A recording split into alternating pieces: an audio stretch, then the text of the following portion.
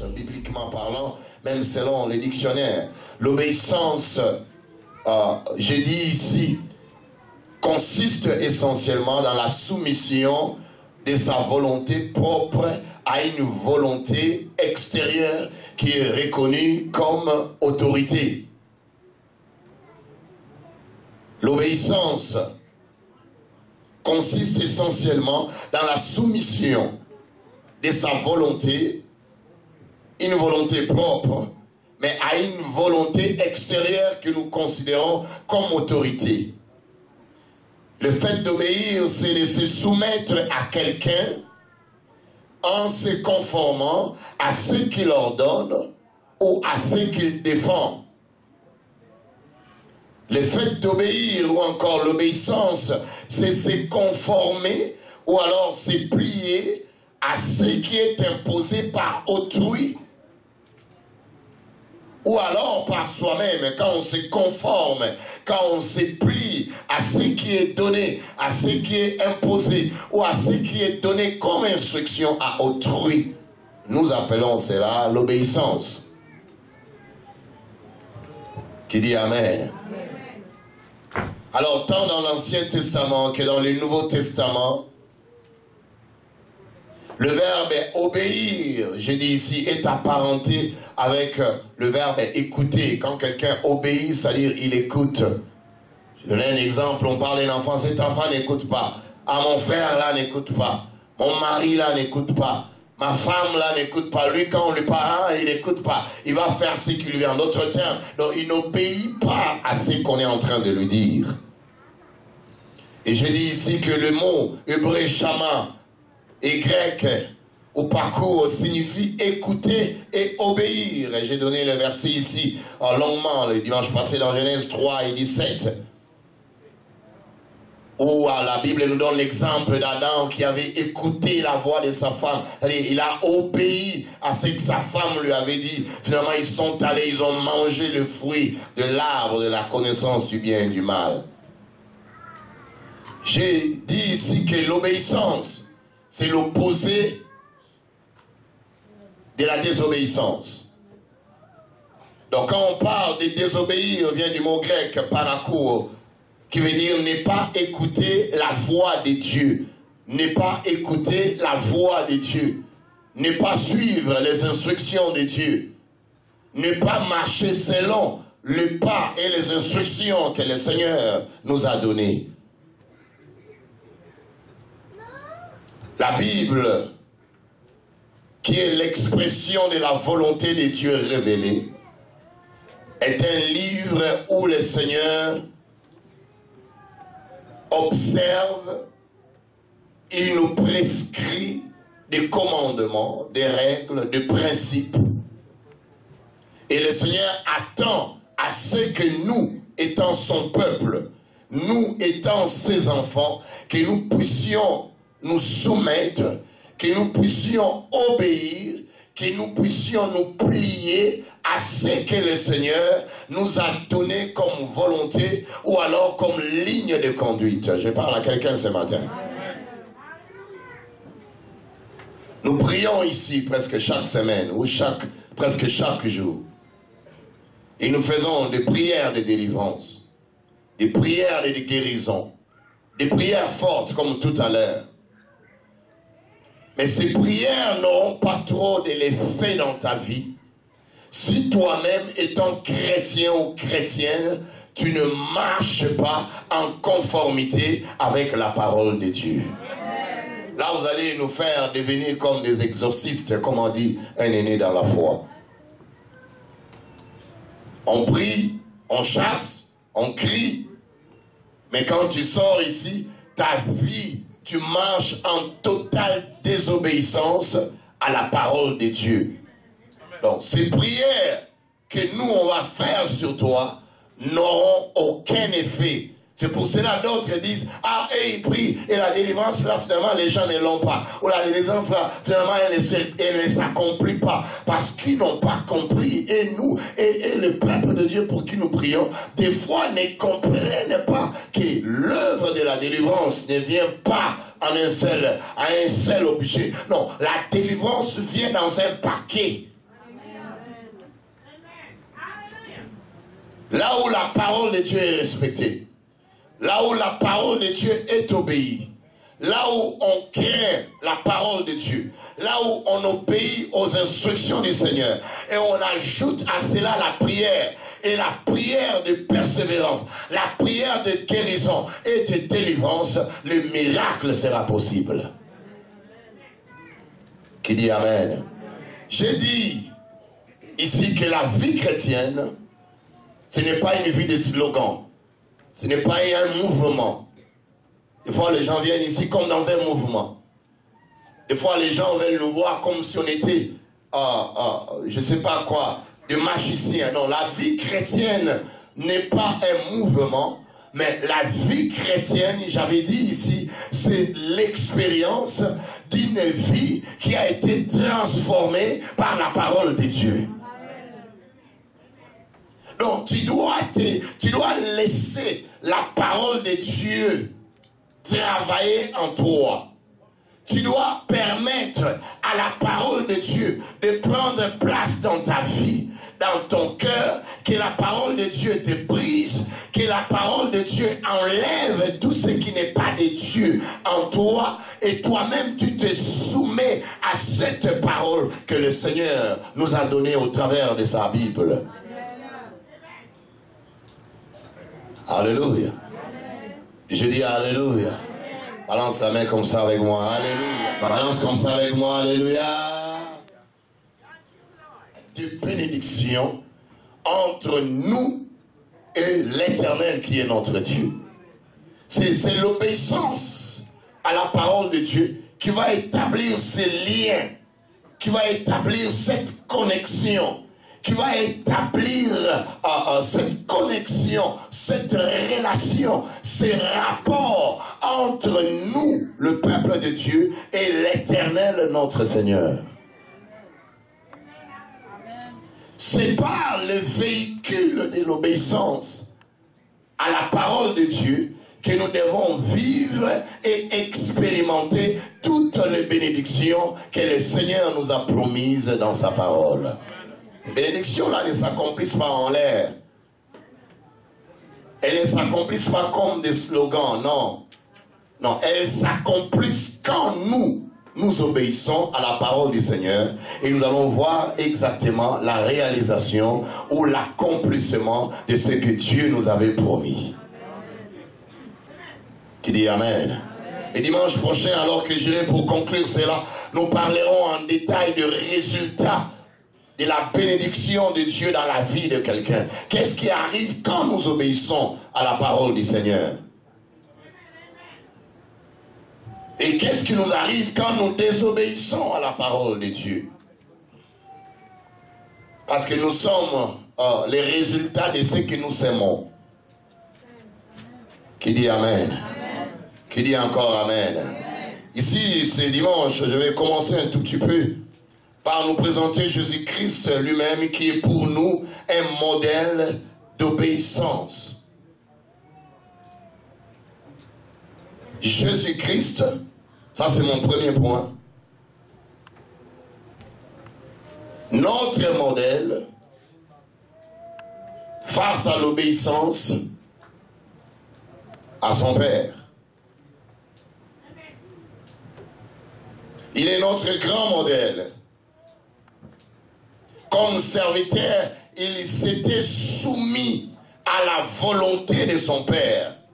Et pour ceux qui écrivent, vous pouvez les remarquer dans les psaumes chapitre 40. Souvent, j'avais dit, je vais donner beaucoup de versets qui vont nous situer. Les psaumes chapitre 40, qui nous donnent l'image de ce que le Seigneur était et de ce que le Seigneur devait être. Dans le psaume 40, au verset 9e, « Mon Dieu, et ta loi est au fond de mon cœur. Je vais faire ta volonté et ta loi, en d'autres termes, ta parole, dans le psaume 40, verset 9. Amen. Ta loi, en d'autres termes, ta propre volonté à lui-même. » Mais il était sérieusement soumis à la volonté de son Père. Il était sérieusement soumis à la volonté de son Père, à la volonté de celui qui l'avait envoyé. C'est comme ça qu'il avait une relation profonde, une relation solide, parce qu'il ne dépendait pas des hommes, mais il dépendait des ordres qui lui venaient d'en haut depuis l'Éternel son Dieu. Alléluia. Je dis Alléluia. Donne-moi un bon amen ce matin. Jésus-Christ il est notre modèle face à l'obéissance. Il est venu comme un serviteur. Alors que lui-même il est Dieu. Quand on dit fils de Dieu, on l'a tué, on l'a frappé parce qu'il se disait qu'il est le fils de Dieu. Quand un hébreu disait qu'il est le fils de Dieu, cela veut dire qu'il se rendait égal à Dieu. Parce que Jésus est Dieu. Mais il n'a pas considéré toute cette gloire-là. Quand il est venu sur la terre, il a marché en pleine obéissance. Il a marché, il a suivi minutieusement la volonté que l'Éternel, son Dieu, lui avait révélée. Nous pouvons les voir dans Luc au chapitre 22, le verset 40, n'est-ce pas? Ça nous donne ces liens-là, Luc chapitre 22.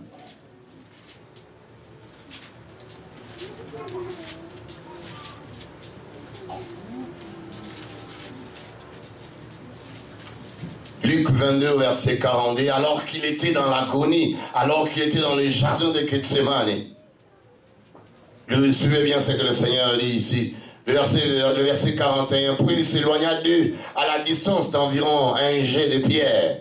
Et s'étant mis à genoux, il pria. Qui pria? Jésus pria. Le verset 42, il pria disant, Père, Père, si tu voulais éloigner de moi cette coupe, toutefois que ma volonté ne se fasse pas, mais la tienne. Est-ce que vous avez vu cela? Est-ce que vous avez vu cela? Là, il a vu la mort qui est arrivée. Il a compris que d'un moment à l'autre, on devait les taper, on devait les frapper, on devait les clouer, les crucifier à la croix. C'était dur.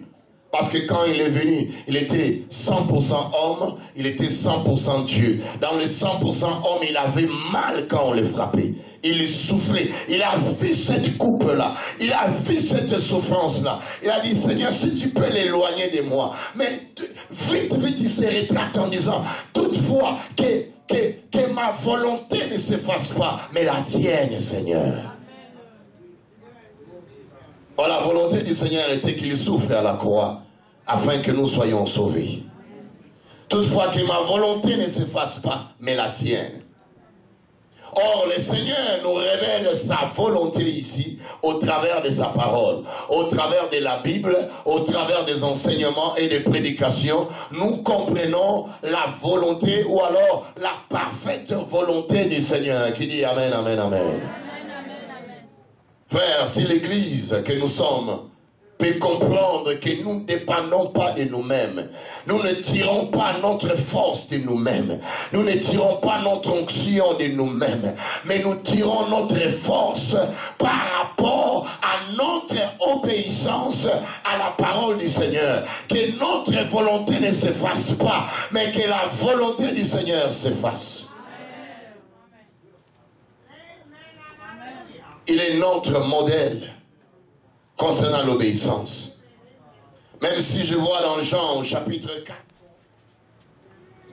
le verset 34. Jean chapitre 4, verset 34, toujours dans le volet Jésus, notre modèle à l'obéissance. Jésus leur dit, ma nourriture est de faire la volonté de celui qui m'a envoyé et d'accomplir son œuvre. Oh my God. Oh, quelqu'un a vu ça? J'espère que vous voyez ça quand je l'ai dit là. Et Jésus leur dit, ma nourriture à moi que je mange est de faire la volonté de celui qui m'a envoyé. En d'autres termes, ma nourriture, c'est de faire la volonté de mon Père qui m'a envoyé. Ma nourriture, c'est de me soumettre à la volonté de mon Père qui m'a envoyé. Ma nourriture, c'est de me plier, c'est de me soumettre, c'est d'obéir minutieusement à celui qui m'a envoyé. Comme ça, les diables ne pouvaient jamais l'avoir. Il dépendait sérieusement de son Père. Un chrétien qui obéit le Seigneur. Un chrétien qui marche en obéissance à la parole de Dieu. De Genèse en Apocalypse. Un chrétien qui marche vraiment selon les principes de Dieu. Même si la sorcellerie là, elle a une dimension qu'on n'a jamais vue. Même si le vaudou là a une dimension qu'on n'a jamais expérimentée. La puissance de la parole de Dieu finira par prévaloir dans sa vie contre ces forces-là des ténèbres. Oui, moi à ta place, j'allais bien acclamer parce que c'est la vérité de la parole du Seigneur. Les délivrances tardent, les guérisons tardent, les visitations du Seigneur tardent, parce que nous marchons en désobéissance de la parole du Seigneur. Nous désobéissons à la parole de Dieu sérieusement. Nous venons à l'église, nous crions, nous chantons, nous parlons en langue, nous prêchons. Mais quand nous sortons ici, on est des scandales pour la communauté, scandales pour la famille, scandales dans les mariages, scandales dans notre milieu, scandales à l'école, scandales à l'université. Même notre façon d'être, les gens se demandent, est-ce que réellement on prie? Mais n'est-ce pas elle là qui crie dans cette église-là, chaque mercredi, chaque vendredi, chaque dimanche, sort. Mais regarde les comportements qu'elle affiche. Elle parle insolemment. Nous avons des chrétiens impolis. Nous avons des chrétiens insolents. Nous avons des chrétiens, on les regarde, c'est ma chrétien dit non. Mais dans le fond et la forme, il n'y a rien de chrétienté en eux. Jésus a dit, ma nourriture, c'est de faire la volonté de celui qui m'a envoyé. Et ça lui donnait une force. Il avait une supériorité. Il était sûr de lui. Les démons là ne peuvent pas continuellement rester dans ton esprit, rester dans ton âme. Les démons, ça fait plus de 2000 ans que Jésus-Christ les a vaincus à la croix au bois du Calvaire. La Bible déclare, il a dépouillé les dominations, il a dépouillé les autorités, il a dépouillé les principautés, il les a livrés publiquement en spectacle, en triomphant d'elle par la croix. Et à la croix, Jésus a dit, avant de mourir, Père, tout est accompli. Il a déjà tout payé pour ta délivrance. Il a déjà tout payé pour ton mariage, pour ta guérison, pour tes papiers, pour ta promotion, pour ton élévation. Je parle à quelqu'un ce matin ici. Faute d'obéissance à son Seigneur. La désobéissance nous place à un niveau médiocre spirituellement parlant. Ma nourriture, celle que je mange, ce que j'aime, c'est de faire la volonté, c'est d'obéir à la volonté de mon Père. S'il me dit à gauche, je vais à gauche. S'il me dit à droite, je vais à droite. S'il me dit ne touche pas là-bas, ne touche pas là-bas. Ne touche pas la femme d'autrui, ne touche pas la femme d'autrui. Fuis l'impudicité, je fuis l'impudicité et l'adultère. Je ne cherche pas des exemples, des exercices, des excuses pour justifier mon péché ou justifier mon comportement. Non, non. Je suis minutieusement ce que Dieu a dit. Qui dit Amen? Qui dit encore Amen? La Bible dit qu'il était obéissant, même jusqu'à la mort, parlant de Jésus-Christ. Il fut obéissant, mais jusque même à la mort. Et quelle mort? La mort de la croix. Ayant appris l'obéissance par les choses qu'il a souffertes. Et vous pouvez voir ça dans Philippiens, n'est-ce pas, au chapitre 2. Philippiens au chapitre 2,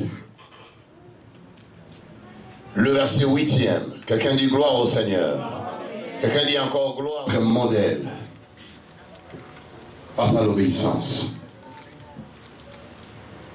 Si tu l'as trouvé avec moi, on va le lire à haute voix. Philippiens chapitre 2, verset 8e. Ready, go. Il s'est humilié lui-même, se rendant obéissant. C'est pourquoi aussi Dieu l'a souverainement élevé et lui a donné le nom qui est au-dessus de tout nom, afin qu'au nom de Jésus, tout genou fléchisse dans le ciel, sur la terre et sous la terre, et que toute... My God, quelqu'un lit ça pour moi ici.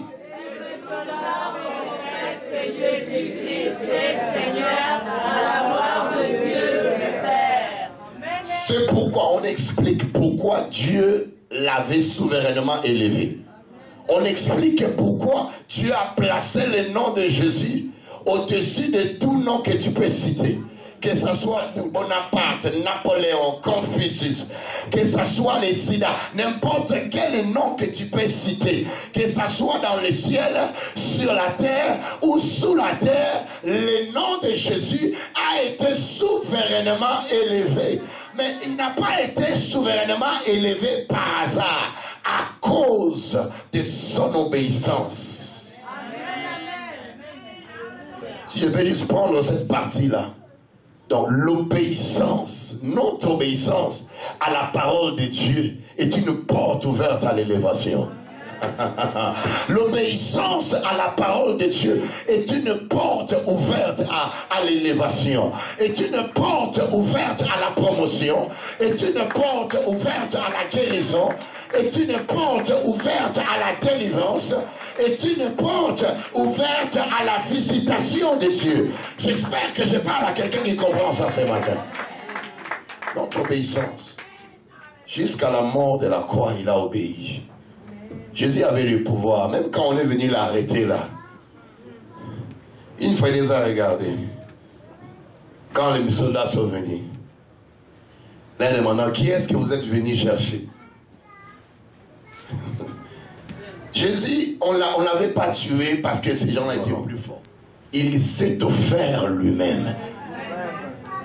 Comme un agneau qu'on apporte à la boucherie. Il s'est offert lui-même. Les soldats ont crié, alors qui nous cherchons? Nous cherchons Jésus-Christ. Dès qu'ils ont dit Jésus de Nazareth, oh, ils sont tombés. Qu'est-ce qu'il leur avait fait tomber? Alléluia.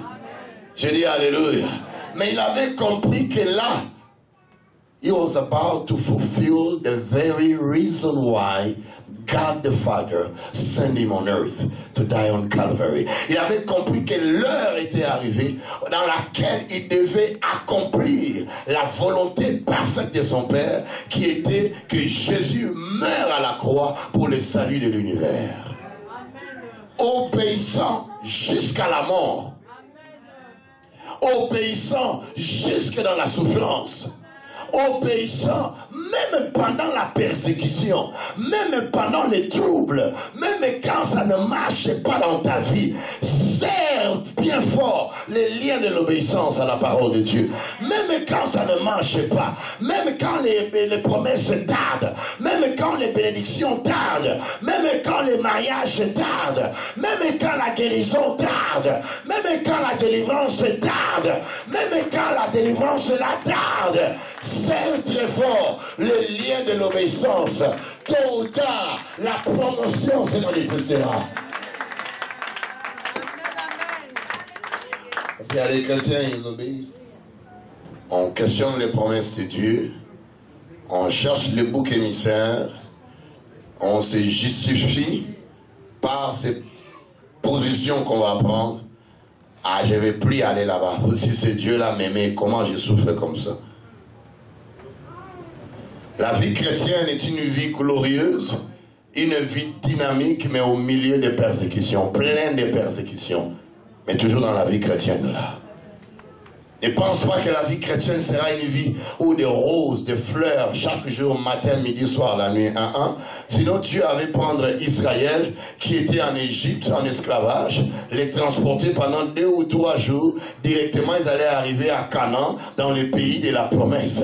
Mais Dieu n'a pas voulu les ramener par ce chemin-là court, mais il les a amenés par un chemin détourné. Pourquoi? Parce que la Bible déclare, je t'ai amené dans le désert afin de parler dans ton cœur. Il y a des problèmes des fois qui nous arrivent. Ce n'est pas toujours les démons, mais il y a des choses aussi qui nous arrivent parce que nous sommes à l'école du Seigneur. Le Seigneur attire notre attention. Le Seigneur veut parler à notre cœur. Il sait que sans ces problèmes-là, on n'allait jamais aller à l'église, on n'allait jamais prier, on n'allait jamais ouvrir la Bible, on n'allait jamais crier vers lui. S'il n'y avait pas ces problèmes-là, et le Seigneur utilise ces problèmes pour parler à ton cœur. Tu as déjà lu la vie de Paul. Comment tu peux justifier la vie de Paul? Il a fait des miracles impossibles. Le Seigneur, au travers de lui, a fait des miracles comme tu n'as pas l'idée. Les morts ressuscités dans son ministère. Les malades guéris. La Bible dit son nombre. La Bible dit les mouchoirs qui touchaient son corps. On prend ces mouchoirs, on les place sur les malades. Là où ils étaient dans leur village, ils recevaient des guérisons alors que Paul n'était même pas là. Mais Paul s'est retrouvé avec une écharde. Une écharde sur son corps. D'autres commentateurs pensent qu'il avait un problème des yeux. Un problème d'yeux, il avait du mal à lire. Il avait des troubles avec ses yeux. D'autres disent qu'il était bossu sur le dos, il était bossu. D'autres disent que non, c'était finalement les persécutions qui lui arrivaient. C'est comme cela il les a appelés. Il a dit que c'était une écharde. Dans toutes les explications que les commentateurs peuvent nous donner, de toutes les manières, cette écharde n'était pas quelque chose qui rendait Paul confortable. Il était inconfortable avec cela. Ça le rendait mal à l'aise. Il a prié, Seigneur, enlève cette écharde de moi. Il y gêne, il y prie. Le Seigneur ne parle, il dit non, non, non, non, non. Ma grâce te suffit. Vous savez, l'école du Seigneur, des fois, c'est compliqué. Hein? Tu peux être là, tu prêches, surtout nous les hommes de Dieu, c'est trop compliqué nos vies. Tu prêches les gens sur la guérison, mais peut-être que toi-même, il y a une maladie qui te dérange que les gens ne savent pas. Tu parles des gens sur la délivrance, mais peut-être que toi-même aussi tu viens d'une famille où il y a des liens impossibles que les gens ne savent pas. Mais toi tu es en train de leur prêcher les mêmes problèmes, mais au fond toi aussi tu es en train de vivre les mêmes problèmes. 3 fois il a prié. Le Seigneur a dit, niet, ma grâce te suffit.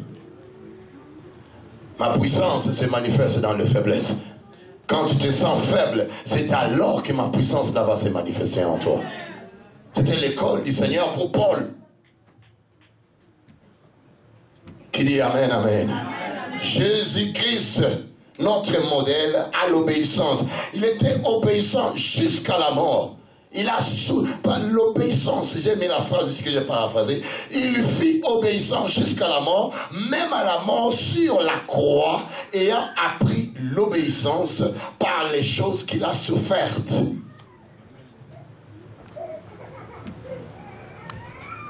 L'obéissance, c'est la clé de la bénédiction dans la vie du peuple du Seigneur.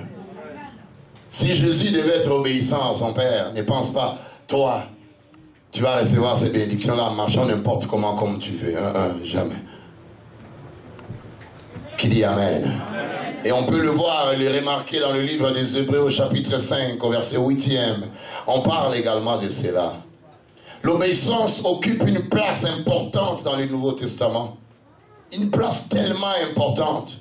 Et vous allez trouver plusieurs termes. L'obéissance à la vérité, l'obéissance à la parole de Dieu, l'obéissance à Christ, l'obéissance à l'évangile, l'obéissance à Dieu. Tout cela, ça montre comment nous devons nous comporter par rapport à la parole du Seigneur. Et quand je parle de la parole de Dieu, je parle de l'obéissance du plein évangile, de Genèse jusqu'au livre de Révélation qu'on appelle aussi Apocalypse. N'est pas marchander la parole de Dieu.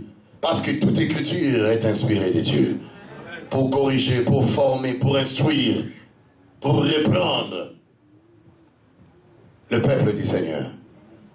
Qui dit Amen? Amen. Qui dit encore Amen? Amen. Les résultats de l'obéissance, je vais bien en parler le dimanche prochain. Mon deuxième point ce matin, l'obéissance. Je voudrais aborder le point sur l'obéissance des enfants envers leurs parents.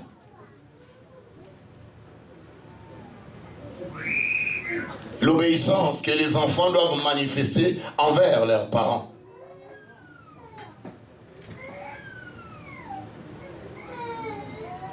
Nous pourrons le voir dans Éphésiens au chapitre 6, n'est-ce pas? Éphésiens chapitre 6, le premier verset au 4e verset. Éphésiens 6, premier verset au 4e verset. Pour nous, pour sauver le temps, Éphésiens chapitre 6, premier verset au 4e verset. La Bible dit ceci: enfants, obéissez à vos parents selon les seigneurs. Selon les seigneurs. Car cela est juste. Verset 2. Honore ton père et ta mère, car c'est le premier commandement. Et verset 4e. Et vous, pères, n'héritez pas vos enfants, mais élevez-les en les corrigeant et en les instruisant selon les seigneurs. Parents, les enfants doivent se soumettre, et si on revient toujours à la définition de ce que j'ai dit, obéissance, c'est se soumettre sa volonté intérieure à une volonté extérieure ou externe que l'on considère comme autorité. Les enfants qui sont ici, tout le monde était enfant un jour. Les enfants doivent se soumettre de bon cœur à l'autorité de leurs parents, selon le Seigneur. Et il y a une promesse qui est attachée à cela. L'obéissance est le devoir fondamental de tous les enfants envers les parents selon le Seigneur. Je dis bien selon le Seigneur. La relation entre parents et enfants est la règle divine pour toute l'humanité. Qui dit Amen à cela? L'ordre d'obéir selon le Seigneur signifie d'abord que les enfants obéissent comme s'ils le faisaient au Seigneur. Nous devons de l'obéissance à nos parents. Les jeunes gens qui sont ici dans la salle, les enfants qui sont ici dans la salle, nous devons de l'obéissance à nos parents. La plupart d'entre nous ici, on est venus d'ailleurs d'Haïti, on a immigré ici, on est enfant, peut-être on est né ici, mais nos parents viennent d'ailleurs, de l'Afrique, et n'importe quel pays, et nous venons dans une société où la rébellion est en train de prendre place comme pas possible. Les enfants ne veulent plus écouter leurs parents à cause de l'indépendance qu'il y a ici. Tellement l'enfant peut travailler et avoir un travail. Il peut s'offrir un appartement. Il peut avoir une maison. Il peut aller au travail. Il peut faire ce qu'il veut. Il peut avoir l'autosuffisance financière ou matérielle. Et finalement, l'enfant, tellement qu'il voit qu'il se suffit à lui-même, ses parents ne veulent plus rien lui dire. Et il suit les habitudes des fils ou des filles qu'il est venu rencontrer ici alors que lui avait 3 ans. Oubliant que lui vient de Kinshasa originairement. Oubliant qu'il vient d'Haïti originairement. Quand tu veux lui parler, il te dit non, au Canada on ne parle pas comme ça. Au Québec on ne dit pas comme ça. Non, ici on ne fait pas comme cela. Au lieu de vivre selon la parole du Seigneur, mais on veut vivre selon les courants du pays dans lequel nous sommes venus. Et comme résultat, nous avons des enfants bandits, nous avons des enfants impolis, nous avons des enfants insolents, nous avons des enfants qui manquent du respect d'une façon notoire à leurs parents. Et comme résultat, ces enfants-là, ils abaissent, les pantalons, ils les baissent jusque-là. Ils sont dans des coins de rue, alors que les enfants qui écoutent sont à l'école en train d'étudier. Non, et ils ont formé des gangs, des coins, dans des métros, avec des pantalons comme pas possible. Et nos enfants voient également cela, et ils veulent devenir comme eux. Un enfant qui est désobéissant à ses parents, selon la parole du Seigneur, qui est désobéissant à l'autorité de ses parents, ne vivra jamais longtemps sur la terre. C'est comme ça que vous voyez, des fois, nous ne vivons pas longtemps. Et on veut chasser l'esprit des morts. On veut dire que je vivrai longtemps. Je ne mourrai pas, je vivrai. Mais j'annoncerai les œuvres de l'Éternel. C'est bien. C'est la parole, et je dis amen à cela. Mais cette parole ne va se réaliser que dans ta vie si toi-même tu suis également les autres paramètres et les autres profondeurs de la parole de Dieu. Parce que la Bible est interprétée par elle-même. Comme conséquence, 35 ans au problème des poumons. Oh non, finalement, tellement il a désobéi. Son papa lui disait toujours, je n'aime pas ton ami avec qui tu sors là. Je n'aime pas la façon dont je les regarde. Je n'aime pas cet ami-là. Oh, mais papa, il a fait quoi? C'est juste un ami. C'est quand les ados commencent à grandir, la voix commence à changer un peu. Oh, mais c'est juste un ami. Oh, mais je veux juste aller avec. Mais maman continue à dire, je n'aime pas les habitudes de cet enfant-là. La maman sait, elle a vu le soleil avant toi. Ton père l'a sait, elle a vu la lune et le soleil avant toi. Il n'y a rien de ce qui est là que toi tu vas l'apprendre parce que lui les a vus avant toi. Il y a un adage africain qui dit que les parents sont les dieux de la terre. Alléluia. Je dis alléluia. Toi tu dis non mais mon ami là il est bien mais moi je l'aime. Oui. Je l'aime. 22h tu es toujours dehors. Au lieu de revoir les leçons, au lieu de revoir la matière de l'école, du collège, de l'université, 22h tu es dehors, tu fais quoi dehors? 23h tu es dehors, tu fais quoi? Minuit, 1h tu es dehors, tu fais quoi? Et lentement ton ami là commence à t'initier à la vie rapide, à l'argent rapide, à la cocaïne, à la drogue, aux ventes des choses. Après, finalement, ça devient les guerres, les territoires. Après, toi, tu vends beaucoup. Lui ne vend pas. La jalousie s'élève. Dans cette jalousie, il est prend aussi. Là, mais à part, il t'abat, tu mets. Oh, tiens, mais comment tu m'as laissé? Dieu t'a laissé. Est-ce que toi, tu étais avec ce Dieu-là pour commencer, pour que lui soit avec toi?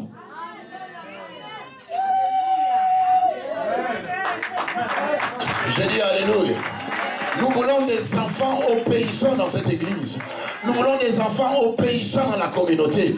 Nous voulons des enfants obéissants à leurs parents, selon la parole du Seigneur. La désobéissance ne paye pas. Quand ton père doit toujours murmurer à ton sujet. Quand ta mère doit toujours murmurer à ton sujet, même s'il ne le dit pas, même si elle ne le dit pas, automatiquement tu te places dans une position de malédiction. Cette malédiction-là, ça ne sera pas la sorcellerie de la maison de ton père ou de ta mère. Ça c'est une malédiction qui vient de Dieu lui-même parce que toi, tu désobéis à la voix du Seigneur. Honore ton père et ta mère. Mon père est mort, moi j'avais 10 ans. Là, on est resté seulement avec notre maman.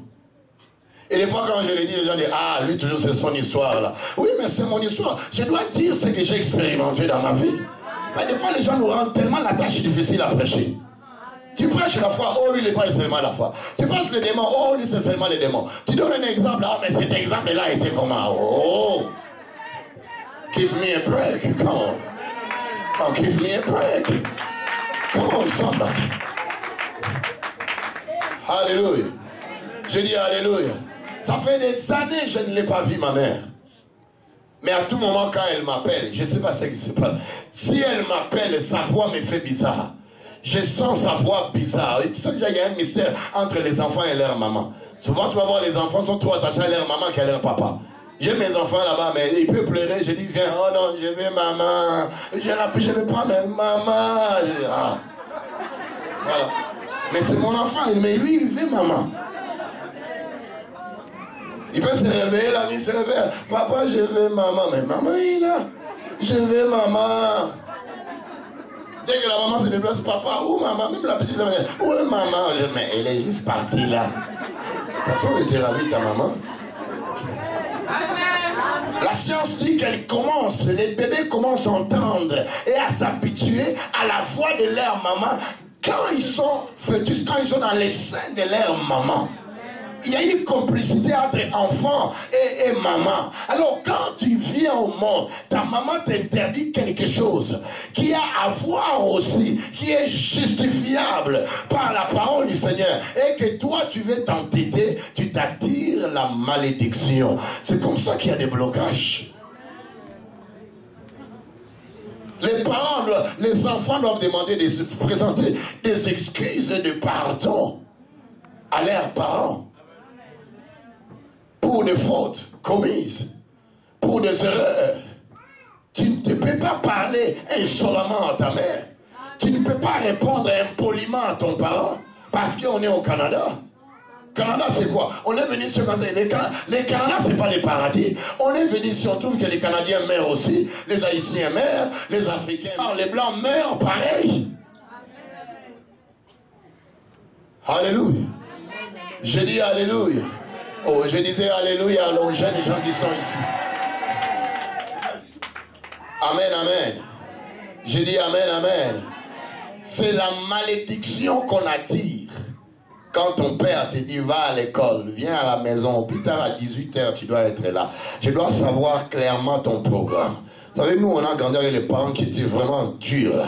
Je dois savoir ton programme. Tu te lèves, le matin, tu vas à l'école, tu reviens, dès que tu reviens, tu manges, tu joues un peu, mais au plus tard, à 18h, tu dois être à la maison. Ça, c'est les consignes chez nous. À 18h, tu dois t'arranger, déjà être à la maison. Tu commences à revoir le matière que vous aviez apprise à l'école.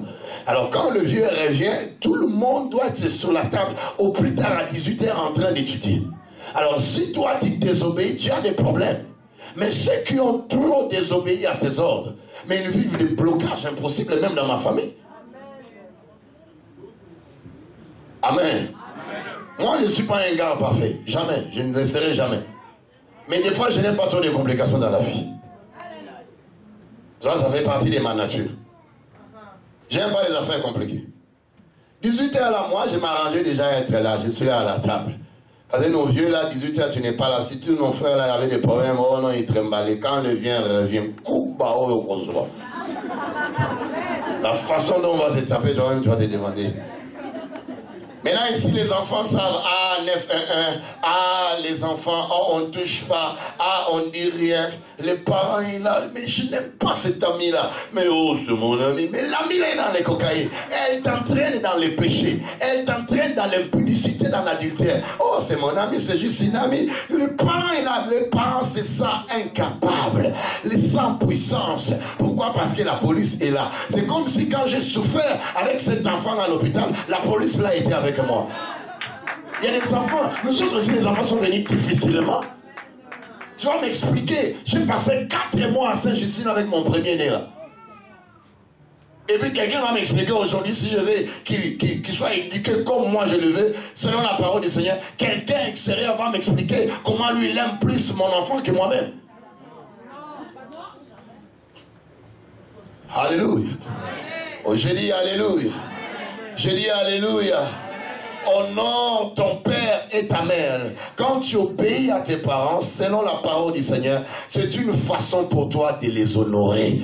C'est une façon pour toi de les respecter. Et la Bible dit, c'est alors, afin que tu sois heureux et que tu vives longtemps sur la terre. Nous ne vivons pas longtemps sur la terre par conséquence, par résultat de notre désobéissance à la parole du Seigneur concernant nos parents. Et les parents aussi doivent nous éduquer à la lumière de la parole de Dieu. Parce que la Bible dit toujours, selon le Seigneur, c'est-à-dire à la lumière de la parole de Dieu. Un parent devrait être content quand son enfant est emporté pour qu'on aille à l'église. Un parent, ça devait susciter une joie impossible auprès des parents dont l'enfant a les ailes pour la chose de Dieu, dont l'enfant veut vraiment les choses du Seigneur. Mais nous-mêmes là, les parents aussi, on est tellement compliqués et bizarres. On est tellement hostiles à la parole du Seigneur. Dès qu'on remarque qu'il y a un enfant qui aime beaucoup son pasteur, qui aime beaucoup l'église, qui aime les choses de Dieu. Ah, vous, votre église là, bon, c'est quoi ça l'église? L'église, c'est chaque jour. L'église n'est pas chaque jour, s'il vous plaît. Qui dit amen, amen?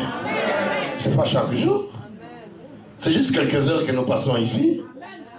Et à l'église, là, écoute ce qu'on enseigne maintenant à l'église. Comment les enfants doivent t'obéir, toi, parent. Comment toi, ton peuple, maintenant, tu dois empêcher, tu viens empêcher cet enfant de ne pas écouter. À l'église, là, on n'est pas seulement là pour chasser les démons. Remarquez, moi, je ne parle pas des démons, c'est dimanche.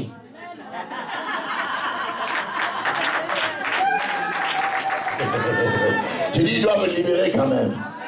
Qui dit amen, amen, amen. Donne-moi trois amens avec faille à la fin. Non, les parents là, il est tellement hostile aux choses de votre pasteur là. Mais eux, finalement, ils veulent quoi? Toi-même, tu es en train de semer une semence bizarre auprès des enfants. Une semence, c'est la rébellion. Amen, amen. Alors quand l'enfant maintenant va commencer à réagir selon les semences que tu as plantées, tu as semées en lui. Ah, pasteur, venez s'il vous plaît, mon enfant là ne m'écoute pas. Ah. Qui dit amen? Qui dit amen? Quand on dit honore tes parents, ton père et ta mère, ce terme évoque une attitude, une forme de respect que l'on doit manifester envers ses parents. Une forme de respect. Et on ne peut pas expliquer ce respect-là. Comme quelqu'un ne peut pas m'expliquer ce que je ressens quand ma mère, quand j'entends sa voix en défend. Je ne sais pas. Oh, like I will do everything under my power to please her. I'm going to do it. Amen. Everything according to the word of God to please her, to make her happy, to make a little smile over to her face. Amen. Hallelujah. Amen. I will do it because for my mama. I'm going to do it. I ain't going to kill nobody, but I'm going to do it according to the word of God to please her, to make her happy. She got to be proud of me. Alléluia. Je dis Alléluia. Je dis Alléluia. Oui, des fois les gens passent là chez nous. Je parle avec mon fils là qui est au Canada. Oui, oui, passe là moi. Oui, c'est moi, je suis son fils. Entre-temps, j'envoie déjà les faisceaux. Quelque chose de bizarre que tu veux envoyer par jalousie, le feu va te brûler quand même. Alléluia. Alléluia. L'obéissance établit un lien de bénédiction entre enfants et parents. Et quand un parent bénit son enfant, à la lumière de la parole du Seigneur, cette bénédiction-là va s'attacher à la vie de cet enfant-là. C'est pourquoi on doit avoir des parents qui prient le Seigneur, qui comprennent la parole de Dieu. Alléluia. Qui libèrent des paroles de bénédiction sur leurs enfants. Qui ne les provoque pas, qui ne les irrite pas, mais qui les corrige à la lumière de la parole du Seigneur. Qui leur montre le chemin à suivre. La Bible dit, apprends l'enfant le chemin qu'il doit suivre quand il est enfant. Ainsi, quand il grandira, il ne s'en détournera pas. Aujourd'hui, on prêche, mais ce n'est pas par hasard. Depuis 10 ans, 11 ans, moi, je suis à l'église. Mais c'est la voie où ma mère nous a conduits à l'église. Après la mort de notre Père, tous à l'église. Alléluia. Je dis Alléluia. Et même dans l'adolescence, même s'il peut y avoir des agitations, la sémence de la parole de Dieu que tu auras sémée chez tes enfants, elle va finir par parler. Un jour, elle sera dans les tours et dire, cet endroit n'est pas mon endroit, ce n'est pas ma place, ce n'est pas mon lieu. Je dois sortir d'ici. Laissez-moi. La semence, là, parlera. C'est pourquoi, parents, il faut toujours déclarer des bonnes choses sur les enfants. Même si tu ne les vois pas, déclare toujours. Alléluia. Je dis Alléluia. Et mon troisième point, Ce matin, je voudrais parler de l'obéissance dans le mariage un tout petit peu. Nous pouvons les voir dans Éphésiens au chapitre 5, verset 22 au verset 25. Et quand on parle de ces enseignements, c'est pas que, oh non, ces enseignements-là, c'était vraiment pour lui, c'était vraiment pour elle. Oh non, pasteur, pasteur ne peut pas prêcher en train de vouloir qu'on cannelle à quelqu'un. Non, non. On ne cannelle pas quelqu'un, ça dit. La parole de Dieu, quand on prêche, on nous le prêche aussi nous-mêmes.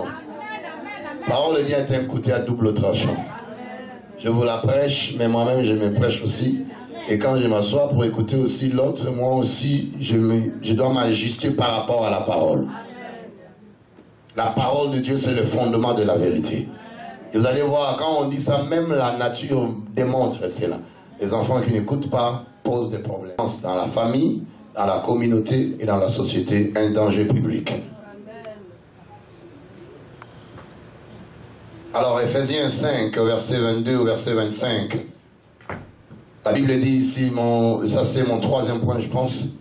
L'obéissance dans les mariages. Femme, que chacune soit soumise à son mari, comme au Seigneur.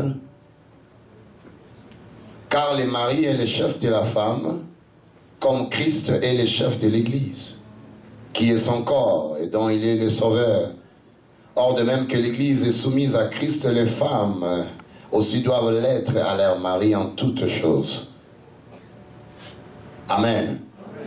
Donne-moi un bon amen. Amen. Marie, que chacun aime sa femme, comme Christ a aimé l'Église, et s'est livré lui-même pour elle, afin de la sanctifier en la purifiant, en la lavant par l'eau de la parole, pour faire paraître devant lui cette Église glorieuse, sans tache, ni ride, ni rien de semblable, mais sainte et irréprochable. 28. C'est ainsi que le mari doit aimer sa femme comme son propre corps. Celui qui aime sa femme s'aime lui-même, car jamais personne n'a haï sa propre chair, mais il la nourrit et en prend soin, comme Christ le fait pour l'Église. Amen. Amen. Amen. Pendant quelques minutes, je vais parler de cela et puis je vais aborder le dernier point. L'obéissance dans le mariage. Ça, c'est les portraits, ça, c'est c'est ce que le Seigneur a établi pour son peuple. Quelles que soient ses compétences, quelle que soit son éducation, quelle que soit sa race, ou sa connaissance des Écritures, ou sa maturité, quel que soit son argent, son rang social, quelle que soit la couleur de sa peau, la femme doit être soumise à son mari. Ah, nous les disons pour ceux-là qui sont mariés et pour ceux qui se marieront. Elle se soumet à l'homme qui est sa propriété comme au Seigneur, selon le Seigneur. Car toute société bien ordonnée repose sur deux piliers qui la supportent. 1, l'autorité. 2, la soumission. Dans toute société qui se veut ordonnée, ça marche comme ça. Il y a l'autorité établie, il y a également la soumission. Il doit y avoir ceux qui exercent l'autorité et ceux qui se soumettent à ces lois et à cette autorité-là. La soumission ici n'équivaut jamais à l'infériorité, c'est-à-dire que la femme devient tellement inférieure, tu veux profiter de mon verset pour gronder sur ta femme, pour lui semer la terreur, pour lui dire n'importe quoi, et tu lui dis, pasteur avait dit soyez soumise. Pardon, ne dérange pas mon message s'il vous plaît. La soumission ici ne veut pas dire que la femme devient ton esclave. Où tu dois la mater, tu dois avoir tellement le dessus sur toi, sur elle plutôt. Dès qu'elle veut parler, pasteur avait dit soyez soumise. Il y a quand même quelque chose que tu as fait qui n'a pas plu à ta femme. Mais ta femme a le droit quand même de te répondre. Et de te dire quand même, baby, ce que tu avais fait là, c'est pas bon. Moi, normalement, je n'aime pas ça. Moi, ça, je n'aime pas. Elle doit parler aussi. Elle a des volontés aussi. Tu dois aussi l'écouter. tu dois aussi obéir à ce qu'elle dit pour la rendre heureuse aussi. Ce n'est pas en ce moment-là que toi tu dois brandir un verset. Le pasteur avait dit soyez soumise. Si tu es vraiment ma femme, tu vas obéir à ce que je dis. On ne va pas faire ça. On ne va pas aller. Surtout quand ça vient de la parole de Dieu. La Bible dit selon le Seigneur. C'est pourquoi c'est bien et important d'avoir un mari qui craint le Seigneur, qui aime la parole de Dieu. Quand tu es une autorité, tu n'as pas besoin de dire que je suis une autorité. Craignez-moi, c'est moi le pasteur, c'est moi ça. Non. L'autorité n'est pas dans la voix non plus. Tu peux avoir une voix naturellement un peu bizarre comme la mienne, mais... Alléluia. Je dis Alléluia. Selon le Seigneur, les femmes doivent se soumettre. Une femme se doit du respect. Elle ne peut pas parler n'importe comment à son mari. Elle ne peut pas dire n'importe quoi à son mari. Elle ne peut pas agresser son mari. Elle ne peut pas faire des menaces à son mari. Aux femmes, on leur dit d'être soumises. Ça ne veut pas dire qu'ils sont inférieurs. Le Seigneur Jésus, c'est lui-même à Dieu qui est son Père. Mais lui-même, il est aussi Dieu. En se soumettant à l'autorité de son mari, la femme se soumet à l'autorité du Seigneur, parce que c'est le Seigneur qui a établi cette autorité-là. Et une femme qui quitte cette sphère donnée par Dieu, une femme qui se rebelle par rapport à cet ordre que le Seigneur a établi, va détruire l'Église, et elle va détruire son mariage. Elle va démolir sa famille, elle deviendra un danger pour la communauté, un danger pour la société, un danger partout où elle est. Pourquoi? Parce qu'elle a un problème de soumission. Et Marie quand même a dit que je n'aime pas ton amie là, je trouve qu'elle a une influence négative sur toi. Mais toi, tu dois écouter ton mari. À ce point-là, tu dois l'écouter. Parce que Dieu l'a établi comme chef de la maison.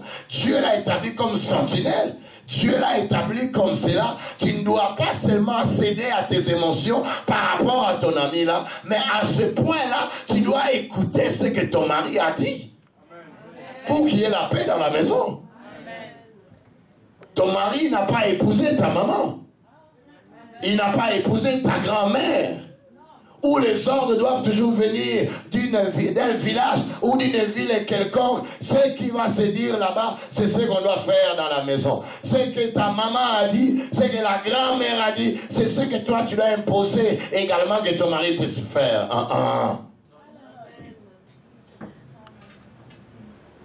Ne me dirige pas comme ça quand même. Vous savez, nous autres là, des fois on a les sangs kassaïens. Les sangs kassaïens, c'est un sang quand même bizarre parce que des histoires où la femme commence à avoir le dessus sur l'homme, vraiment, attention quand même à certaines régions, parce qu'ils ne sont pas habitués comme cela. Alléluia. Nous sommes dans le pays où les femmes sont privilégiées. C'est très bien, on doit protéger les femmes, on doit protéger, parce que la Bible parle d'elles comme ayant un sexe faible. Nous devons les soutenir, nous devons les supporter. Mais elles, à leur retour, elles doivent du respect et de l'obéissance et de la soumission. On ne répond pas à son mari n'importe comment. Amen. Où est la nourriture? Ah, elle va même pas vérifier là-bas. Ah, vous êtes toujours comme ça. Et la reconnaissance n'est jamais ici.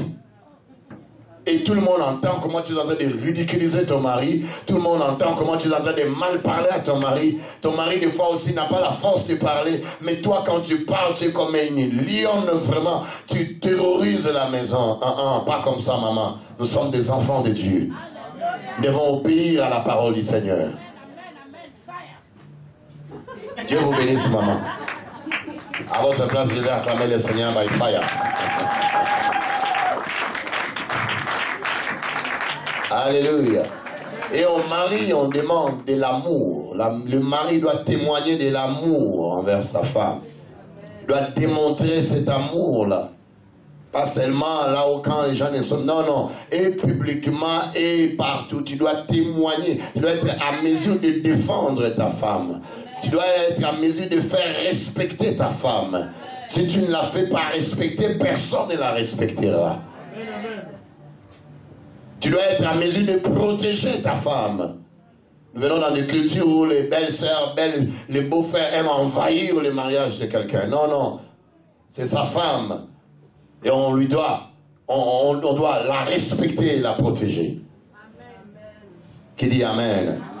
Et le dernier point que je vais aborder ici, le tout dernier point, je vais parler de l'obéissance à l'autorité spirituelle. L'obéissance que le peuple de Dieu doit démontrer face à l'autorité spirituelle, à l'autorité que Dieu a établie dans l'Église. Et je vais lire rapidement ici dans Hébreux au chapitre 13. Hébreux chapitre 13, le verset 17. La Bible dit ceci, dit la déférence,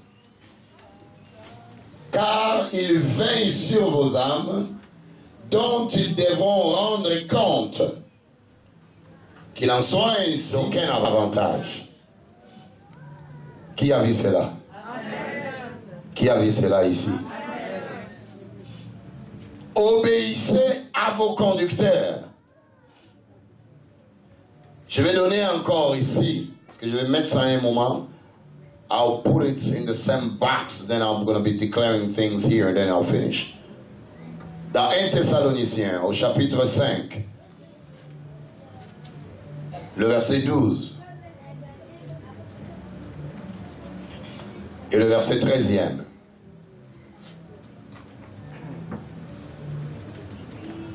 Vous savez que nous avons l'obligation de vous dire des choses ici pour votre bénédiction. Pour que vous puissiez bien comprendre également la parole du Seigneur qui dit Amen, Amen. 1 Thessaloniciens 5, verset 12. Nous vous prions, frères, d'avoir de la considération pour ceux qui travaillent parmi vous dans le ministère de la parole et qui vous dirigent dans le Seigneur et qui vous exhortent. Verset 13. Ayez pour eux beaucoup d'affection à cause de leur œuvre et soyez en paix entre vous. Amen. Qui dit Amen. Amen. Si tu crois que c'est la parole du Seigneur, tu dis Amen. Amen. Je reviens dans le livre des Psaumes au chapitre 105. Oui, tu dois avoir les versets, tu dois comprendre la parole de Dieu. Amen. Le Psaume 105, le verset 15e. Et je lis la parole du Seigneur pour nous ici. Quelqu'un dit Amen à cela? Amen. Ne touchez pas à mes oins et ne faites pas de mal à mes prophètes. Ne touchez pas à mes oins et ne faites pas du mal. Ne faites pas de mal à mes prophètes. Ça, c'est juste quelques versets que je vous donne pour vous situer, pour que vous puissiez comprendre ici. Les pasteurs que nous sommes dans cette église et les pasteurs ailleurs dans le monde, ou ceux qui travaillent dans n'importe quel ministère, ils exercent, suis-moi ici bien, ils exercent la même autorité que celle de Christ lorsqu'ils prêchent, lorsqu'ils enseignent et lorsqu'ils appliquent les Écritures. Quelqu'un qui a un problème d'obéissance doit trouver ça comme exagéré, mais c'est une vérité fondamentale de la parole. Ils exercent la même autorité quand ils prêchent, quand ils enseignent, quand ils appliquent les Écritures, parce que ces Écritures-là ne les appartiennent pas. C'est les Écritures du Seigneur. Quand je parle des Écritures, je parle bien sûr de la parole de Dieu. Parce que nous ne nous prêchons pas nous-mêmes. Nous ne sommes pas là pour parler de nous. Mais nous prêchons Jésus-Christ. Et nous enseignons la parole de Dieu. Les pasteurs servent à l'église que vous êtes au nom du Seigneur Jésus-Christ, et ils doivent rendre des comptes de vos âmes au Seigneur.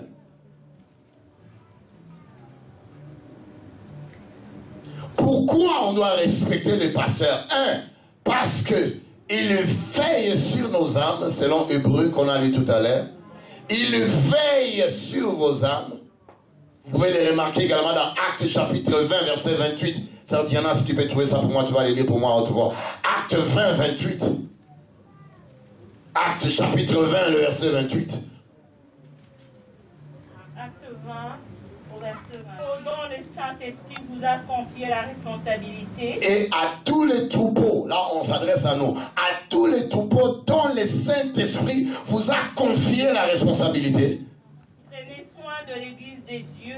Prenez soin de l'Église de Dieu. Qui s'est acquise par son propre sang. Qui s'est acquise par son propre sang. Merci, que le Seigneur vous bénisse. Amen. Amen. J'ai dit Amen. Amen. Nous, notre responsabilité, c'est de veiller sur vos âmes. C'est de vous enseigner la parole de Dieu. C'est de vous prêcher la parole de Dieu. C'est prier pour vous. Faire des prières, des délivrances, des guérisons, des intercessions. Vous enseigner le voix et la parole du Seigneur. Là, c'est la responsabilité pastorale. Là, c'est notre tâche à nous. Et nous devons rendre compte à Dieu de vos âmes. Amen. Nous veillons sur vos âmes. Et au dernier jour, nous rendons compte. Et des fois, on rend compte même avant que le dernier jour n'arrive. Qu'est-ce que vous avez fait de telles sœurs, de tels frères que j'avais amenés dans votre bergerie, auquel moi, Dieu, je vous avais établi comme pasteur. Amen, amen. Nous avons la responsabilité de vous enseigner la parole, de prêcher, de prier pour vous. C'est comme ça que vous voyez que nous entrons dans des combats des fois qui ne nous appartiennent pas.